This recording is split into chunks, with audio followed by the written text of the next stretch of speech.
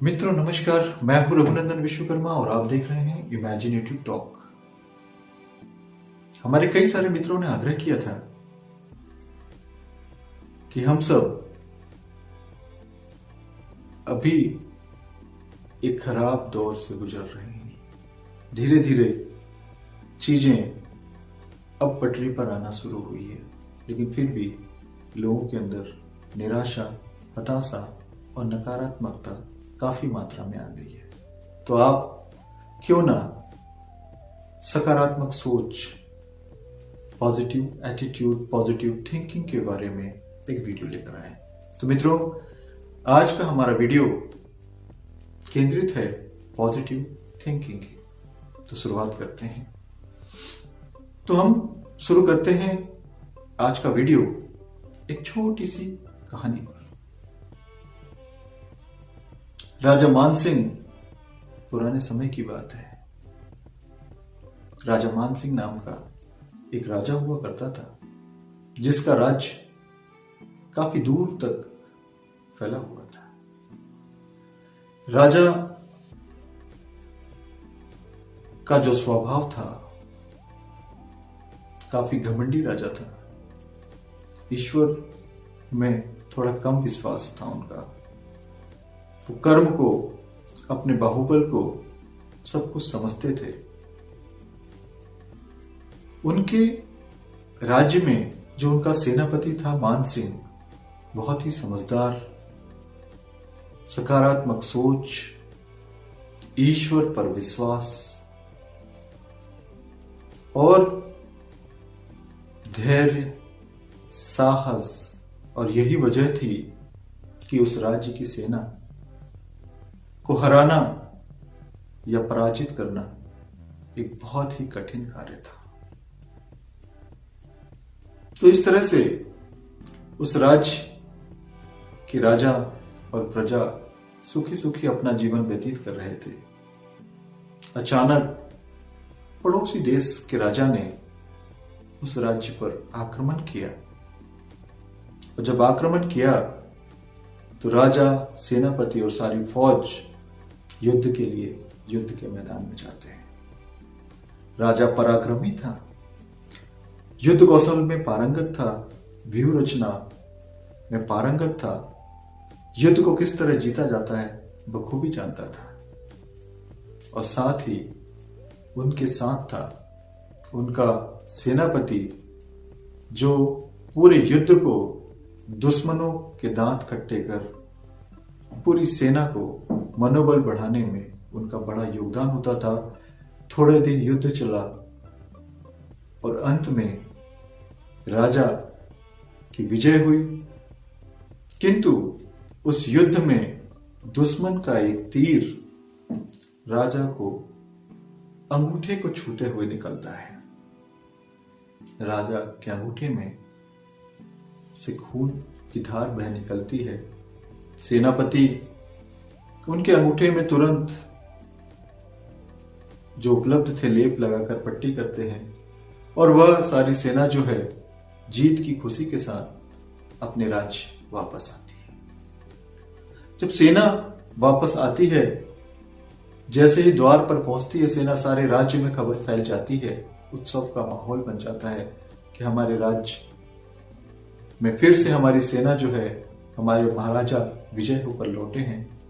तमाम तरह के उत्सव, संगीत, गीत, नृत्य, पकवान, ये सारा उत्सव चलते रहता है। दिन व्यतीत होते हैं।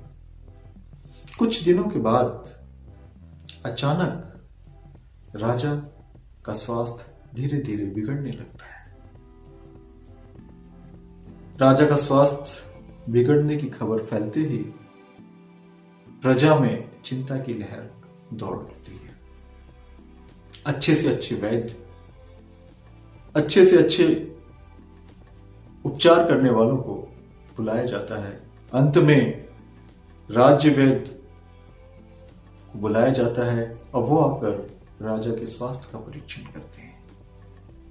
तो वो देखते हैं कि जो तीर राजा के अंगूठे से चुभ कर निकला था, उस तीर के कारण राजा के अंगूठे में जहर फैल गया है और वह जहर धीरे धीरे नीचे की तरफ बढ़ता जा रहा है। वैद्य उपचार करते हैं, तमाम तरह की औषधियों से राजा का उपचार करने का प्रयास करते हैं, किंतु जहर धीरे धीरे बढ़ता जाता है और अंत में राज्यवैद्य को फैसला लेना होता है कि राजा का अंगूठा काटने की आवश्यकता है। तो महाराज को सूचित करते हैं कि महाराज, यदि मुझे आपके प्राणों की रक्षा करनी है तो मुझे आपका अंगूठा कटवाना होगा। राजा काफी क्षुब्ध होते हैं, दुखी होते हैं, कहते हैं कि कोई और उपाय देखिए, कटे हुए अंगूठे को लेकर मैं किस तरह युद्ध करूंगा, मैं किस तरह से अपना जीवन व्यतीत करूंगा, कोई और उपचार हो सकता है तो आप करने का प्रयास कीजिए। कहते प्रभु, जितने उपचार हो सकते थे, जितनी औषधियां मैं इस उपचार को ठीक करने के लिए कर सकता था, मैंने सारे प्रयास कर लिए, अब मेरे पास इस तरह का कोई उपाय बचा नहीं है, तो महाराज क्षमा कीजिए और मुझे अपना कार्य करने दीजिए। अंत में राजा भी मान जाते हैं और उनका अंगूठा कट जाता है, किंतु अंदर से राजा काफी क्षुब्ध रहते हैं। जब राजा स्वस्थ होते हैं और सभा में जाते हैं, पहली बार सेनापति, सारी सभा वहां मौजूद होते हैं और राजा के मुख की मलिनता को देखते हुए राजा को प्रसन्न करने के लिए राजा के जय जयकारे लगाए जाते हैं। राजा के स्वास्थ्य पर, सब स्वस्थ होने पर सब एक दूसरों को शुभकामनाएं देते हैं। सेनापति कहते हैं कि महाराज, चिंता करने की कोई आवश्यकता नहीं है, जो कुछ भी हमारे साथ होता है उसमें उस ईश्वर की मर्जी होती है और कुछ ना कुछ अच्छा छिपा होता है, कुछ ना कुछ उसके अंदर सकारात्मक चीज छिपी होती है। राजा अंदर से चुप थे, दुखी थे, उन्हें ये बात अच्छी नहीं लगी। उन्होंने कहा, मेरा अंगूठा चला गया और तुम इस तरह की बात कर रहे हो, तुम कह रहे हो कि भगवान की मर्जी है, तुम किस तरह के आदमी हो। राजा क्रोधित हो जाते हैं, कहते नहीं महाराज, बात ऐसी नहीं है, हम ईश्वर की योजनाओं को, ईश्वर भविष्य में हमारे साथ क्या घटने वाला है इसके बारे में पहले से हमें किसी चीज का ज्ञान नहीं होता है, और निश्चित रूप से जिस ईश्वर ने आपको राजा बनाया, इतना शक्तिशाली बनाया, वह आपके लिए कुछ अच्छा ही सोच के ये सब आपके साथ घटित हुआ होगा। राजा को यह बात बिल्कुल पसंद नहीं आती और वो कहते हैं कि मैं आज ही तुम्हें तुम्हारे पद से निष्कासित करता हूं और साथ ही राज छोड़कर जाने का भी आदेश देता हूं। कहते हैं महाराज, इसमें भी शायद ईश्वर की कोई अच्छी मर्जी छिपी होगी, कोई योजना छिपी होगी। मुझे आपकी सेवा करने में बड़ा आनंद मिलता था, मुझे इस राज्य की सेवा करने में बड़ा सुख मिलता था, किंतु आपका आदेश है तो मैं आपके आदेश को सिरोधार्य करता हूं। यदि जीवन में आपको मेरे सेवा की कभी आवश्यकता लगे तो महाराज मुझे आदेश कीजिएगा, मैं आपकी सेवा में उपस्थित हो जाऊंगा। इस तरह से सेनापति राजा को नमस्कार करके वहां से चल देते हैं। दिन व्यतीत होते हैं और कुछ समय के बाद राजा के मन में आखेट का शिकार करने का विचार आता है और राजा सेना की एक टुकड़ी लेकर वन में शिकार करने के लिए निकल पड़ते हैं। जब राजा वन में शिकार की तलाश कर रहे होते हैं तो बहुत ही सुंदर हिरण उन्हें दिखाई देता है। महाराज अपने तीर भालों के साथ उस हिरण का पीछा करने लगते हैं और पीछे करते करते काफी आगे निकल जाते हैं और सेना की टुकड़ी महाराज से बिछड़ जाती है। महाराज घने वन में काफी अंदर तक प्रवेश कर जाते हैं और जैसे ही वो अंदर जाते हैं तो देखते हैं कि जंगल में आदिवासियों का कबीले का एक झुंड महाराज को चारों तरफ से घेर लेता है और महाराज वो अचानक जाल में फंसाकर महाराज को गिरफ्तार कर अपने मुखिया के पास ले जाते हैं। उस दिन उस कबीले में पूजा का आयोजन किया गया था, जिस पूजा में मानव बलि चढ़ाई जाती है। तैयारियां हो गई, ढोल नगाड़े बजने लगे। जो उस कबीले का ओझा था वह शराब पीकर अपने मंत्रों का उच्चारण करता हुआ महाराज को एक तिलक लगाकर महाराज की साज सज्जा कर कर उन्हें बिठा दिया जाता है। अंत में जब कबीले का सरदार बलि के पहले महाराज की पूजा करने जाता है, तो जैसे ही वह महाराज के पास नजदीक जाता है तो उसे महाराज का कटा हुआ अंगूठा दिखाई देता है। महाराज के कटे हुए अंगूठे को देखकर वह क्रोधित होता है और अपने सैनिकों को कहता है कि तुमने देखा नहीं, इस आदमी का अंग भंग है, इसकी बलि हम नहीं चढ़ा सकते। और इस तरह से वह आदेश देता है कि महाराज को छोड़ दिया जाए और किसी अन्य व्यक्ति की व्यवस्था करके अन्य आदमी को पकड़कर लाया जाए, तब फिर इस पूजा का आयोजन किया जाएगा। राजा वहां से अपने राज्य की ओर वापस आते हैं। उनके मन में विचार आता है कि मेरा सेनापति सही कह रहा था, मैंने उसके साथ गलत किया। उसके ना होने से मेरे निर्णय लेने में काफी मुझे दिक्कत होती है, राज्य के कार्य में, राज्य की सुरक्षा में, राजकाज में काफी परेशानी होती है और मैंने उसके साथ गलत किया है, मुझे उसे बुला लेना चाहिए। महाराज राज्य में पहुंचते ही आदेश देते हैं कि सेनापति को हाजिर किया जाए। सेना जाकर तुरंत सेनापति को महाराज के समक्ष उपस्थित करते हैं और सेनापति हाजिर होता है। महाराज कहते हैं कि सेनापति, तुमने सही कहा था, इसमें ईश्वर की बहुत अच्छी योजना थी। अगर शायद मेरा अंगूठा कटा हुआ नहीं होता तो आज मेरे प्राण जा सकते थे। मैं तुम्हारी सोच से, तुम्हारी समझदारी से खुश हूं, लेकिन मैंने तुम्हारे साथ बहुत गलत किया है। मैंने तुम्हें अनावश्यक दंड दिया है, मैंने तुम्हारे साथ गलत किया है, मुझे ऐसा नहीं करना चाहिए था। मैं इसके लिए काफी शर्मिंदा हूं कि ईश्वर, ये मुझसे क्या गलत हो गया, मेरे से क्या अनर्थ हो गया, मुझे ऐसा नहीं करना चाहिए था। सेनापति हाथ जोड़कर कहता है, महाराज, इसमें आपकी कोई गलती नहीं है, इसमें आपकी कोई भूल नहीं है, यह भी ईश्वर की एक योजना थी। महाराज सोचिए,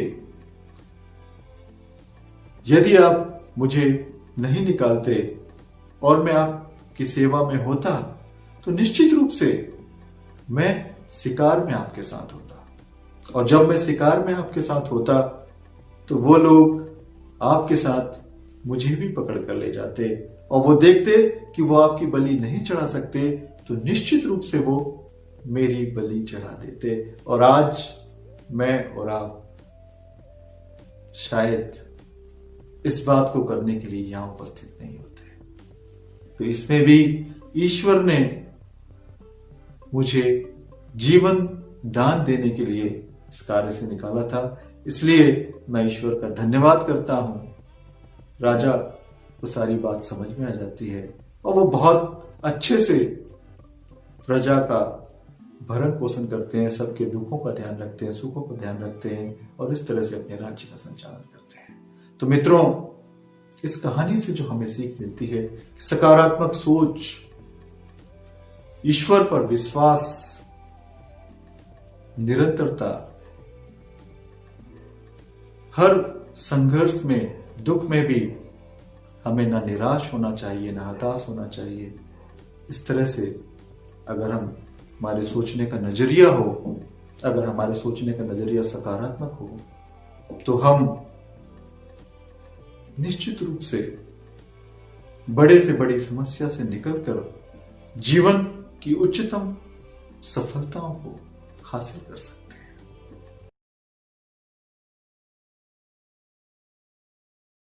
तो हम शुरुआत करते हैं।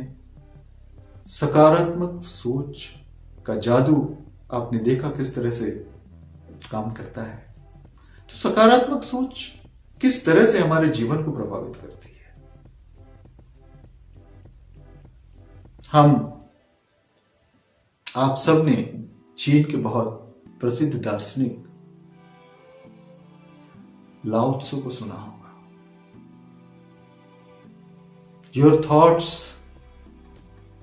Shape your life. Watch your thoughts, they become words. Watch your words, they become action. Watch your action, they become habit. Watch your habit, they become character. Watch your character, it becomes your destiny. मित्रों, हमारी जो सोच है, हमारे अंदर जो चलते रहता है, हमारा जो परसेप्शन है, हमारा जो एटीट्यूड है, हमारा जो सोचने का तरीका है, उसी तरीके से हमारे व्यक्तित्व को, हमारी पर्सनैलिटी को एक आकार मिलता है, एक शेप मिलता है। और ये शेप कैसे बनता है? Watch your thoughts. जो हम सोचते हैं उसको देखो, जो हम विचार करते हैं उसको देखने का प्रयास करो, क्योंकि दे बिकम्स वर्ड।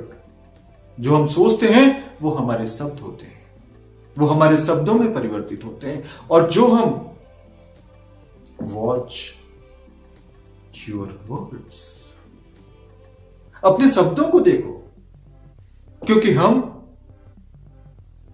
जो शब्द बोलते हैं वो शब्द बनते हैं। Words become action. वो शब्द हमारे कार्य बनते हैं, वो शब्द हमारे कार्य बनते हैं। Watch your action. अपने कार्यों को देखो, दे बिकम हैबिट। जो हम बार बार करते हैं, जो हम लगातार करते हैं, जो हम निरंतर करते हैं, वो हमारी आदत बन जाती है। Watch your habit. अपनी आदत को देखो। आदत, हैबिट बिकम कैरेक्टर। आदत एक कैरेक्टर बन जाती है, एक व्यक्तित्व बन जाता है, एक कैरेक्टर बन जाता है, एक परछाई बन जाता है, एक व्यवहार बन जाता है। And character it becomes your destiny. और जो कैरेक्टर है वो आपका पड़ाव बन जाता है, वो आपकी मंजिल बन जाती है, वो आपकी सक्सेस बन जाती है, वो आपकी फेलियर बन जाती है। तो एक सोच से किस तरह से हमारा पूरा जीवन निर्भर करता है। Watch your thoughts, they become words. Watch your words, they become action. Watch your action, they become habit. Watch your habit, they become character. Watch your character, it becomes your destiny.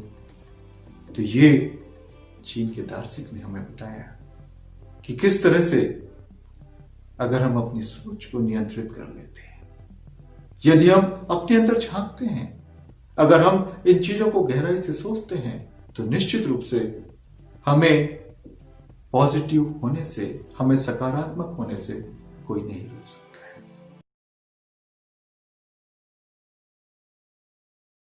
Positive thinking is the first step of success. सकारात्मक सोच सफलता की दिशा में पहला कदम. The law of attraction आपने सुना होगा. Law of attraction, चुंबकत्व, अट्रैक्शन. जो चीज हम फेंकते हैं वो वापस हमारे पास आती है. जो ऊपर जाता है वो नीचे आता है. क्यों? क्योंकि ये कारण है गुरुत्वाकर्षण का, कि जो भी हम देते हैं हम अपने अंदर लगातार नकारात्मक भावनाओं को सींचते रहेंगे, हम अपने अंदर नकारात्मक विचारों को डालते रहेंगे, तो क्या मिलेगा, क्या निकलेगा, क्या रिफ्लेक्ट होगा? नकारात्मकता. जीवन में बहुत सारी, जब अच्छा समय चलता है हम बड़े खुश होते हैं, पॉजिटिव होते हैं. हमारी पर्सनैलिटी, हमारा विल पावर, हमारी कर्मठता, हमारी हेल्थ, हमारा स्वास्थ्य. एक निराश व्यक्ति, एक चिंतित व्यक्ति धीरे धीरे बीमार होने लगता है. एक चिंतित व्यक्ति, उसकी कार्यकुशलता धीरे धीरे कम होने लगती है. एक चिंतित व्यक्ति लोगों से धीरे धीरे कटने लगता है. एक चिंतित व्यक्ति, एक परेशान व्यक्ति धीरे धीरे अपने आप को अलग करने लगता है. निराशा, हताशा इंसान के स्वास्थ्य पर विपरीत प्रभाव डालते हैं. और इस वजह से धीरे धीरे जब हम लगातार इस एक माहौल में रहते हैं, जब धीरे धीरे हम लगातार किसी माहौल में रह जाते हैं, वो चीज फिर घटित होती. जैसे अभी हमने बात करी थी कि कोई चीज धीरे धीरे हमारी आदत बन जाती है, आदत धीरे धीरे हमारा कैरेक्टर बन जाता है, और कैरेक्टर धीरे धीरे हमारी डेस्टिनी बन जाती है. तो इसी तरह से जिस परिवेश में हम रहते हैं, जिस माहौल में हम रहते हैं, हम उसके आदी हो जाते हैं. वो हमारी मानसिक सर्किल हो जाता है, वो हमारा ओझ हो जाता है, वो हमारी लिमिट हो जाती है. हम बांध के रखते हैं अपने आप को कि यही मेरा मंजिल थी, मेरे साथ तो यही होना था. चूंकि मैं गरीब हूं, चूंकि मैं कम पढ़ा हूं, चूंकि मैं बहुत सुंदर नहीं हूं, चूंकि मैं बहुत धनवान नहीं हूं, चूंकि मैं बहुत अमीर पैदा नहीं हुआ, चूंकि मुझे अच्छी परिस्थिति नहीं मिली, चूंकि मुझे अच्छे टीचर नहीं मिले, चूंकि मुझे अच्छा समाज नहीं मिला, चूंकि मुझे अच्छे माँ बाप नहीं मिले, चूंकि मुझे अच्छा देश नहीं मिला, मैं इसलिए असफल हो गया. मुझे तो होना ही था. मित्रों, नहीं. फिर हमें अपनी सोच को, अपने विचारों को, फिर से हमें अपने परसेप्शन को, अपनी मानसिकता को हमें कहीं ना कहीं देखना पड़ेगा. और इसके लिए एक ही उपाय है कि हम अपने इंट्रोवर्ट में जाएं, अपने अंदर जाएं. लोत्सो ने कहा है, स्वस्थ शरीर, स्वस्थ आदतें, स्वस्थ विचार सफलता के लिए बहुत आवश्यक. स्वस्थ मनुष्य, शांत मस्तिष्क, बुद्धि का, ऊर्जा का एक बहुत बड़ा स्रोत होता है. Many studies confirm, बहुत सारी स्टडीज में शोध किया गया, बहुत सारी स्टडीज ने यह बात बताई है, सिद्ध करी है, the correlation between positive thinking and success. Many studies confirm that the correlation between positive thinking and success का, सफलता का सकारात्मक विचार से सीधा संबंध होता है। तो फेथ एंड बिलीव, यकीन करिए, विश्वास रखिए इन द नेचर और गॉड। मित्रों, हम सब जानते हैं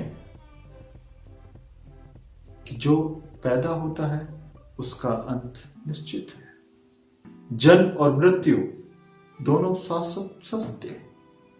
लेकिन हम देखते हैं एक छोटा सा अणु, एक छोटा सा बीजाणु एक मानव रूप का आकार लेता है।